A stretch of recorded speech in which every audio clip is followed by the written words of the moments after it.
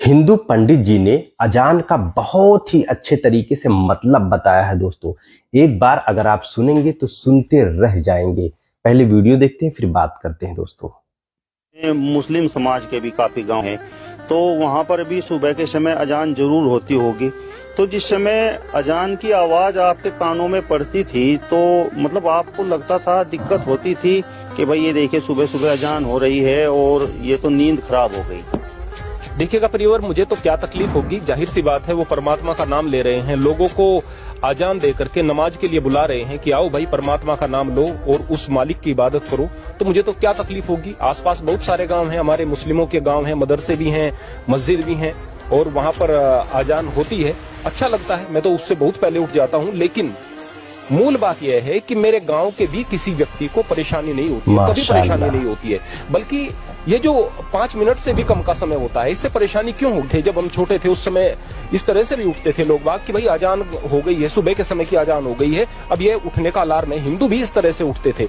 अजान में जो लोगों को बुलाया जाता है, नमाज के लिए बुलाया जाता है, थोड़े से समय तक परमात्मा की इबादत होती है, एक आवाज दी जाती है। उससे कोई दिक्कत हो जाए, वो इंसान है ही नहीं, वो तो शैतान है, वो तो राक्षस है, उसके अंदर परमात्मा का नाम है ही नहीं। वास्तव में जो परमात्मा का भक्त है वो तो किसी भी भाषा में जो परमात्मा का नाम लिया जा रहा है वो यह सोचेगा कि उस मेरे मालिक का ही नाम लिया जा रहा है। क्योंकि हम चाहे यहाँ पर कितने भी धर्मों में बट जाएं, हम सारे के सारे उसी एक परमपिता परमात्मा की संतान है। हम सबका मालिक एक ही है और जब भी उसकी इबादत की जाती है तो हमारे दिल को खुशी होनी चाहिए, प्रसन्नता होनी चाहिए। और वास्तव में ऐसा होता भी है। ये जो नकारात्मकता फैलाने वाले लोग हैं बहुत कम है, बस यह दिख ज्यादा जाते हैं क्योंकि सोशल मीडिया वगैरह पर इनका चर्चा होता है। यदि नमाज का प्रयोजन ये है कि लोगों को बुलाया जाए, उनको याद कराया जाए कि अजान का प्रयोजन ये है कि भाई लोगों को बुलाया जाए और नमाज के लिए उन्हें अपनी तरफ आकर्षित किया जाए, तो बहुत अच्छी बात है।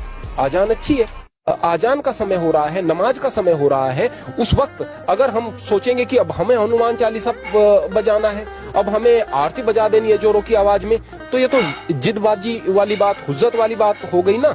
तो फिर ये चीजें गलत हो जाती हैं। हम देखेंगे कि एक व्यक्ति ट्रेवल कर रहा है, ट्रेन में ट्रेवल कर रहा है और वो नमाज अदा कर रहा है और उसी टाइम पर, ठीक उसी टाइम पर हनुमान चालीसा जोरों से पढ़ना शुरू कर देते हैं लोग बाग।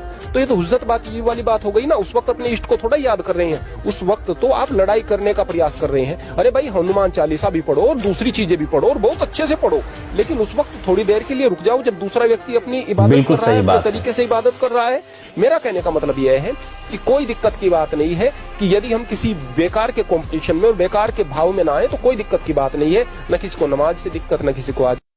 सैल्यूट पंडित जी को सैल्यूट। कितना अच्छा इनका विचार है और कितना अच्छा देश के लिए एक मैसेज इन्होंने दिया है दोस्तों। इस वीडियो को ज्यादा से ज्यादा शेयर कीजिए ताकि सभी भाइयों तक ये पैगाम पहुंचे, ये मैसेज पहुंचे, ताकि हिंदू मुस्लिम में एकता बनी रहे, प्यार मोहब्बत बना रहे। दोस्तों वीडियो को शेयर कीजिए। मिलते हैं कुछ अच्छे वीडियो के साथ, तब तक के लिए इजाजत दीजिए। अस्सलाम वालेकुम।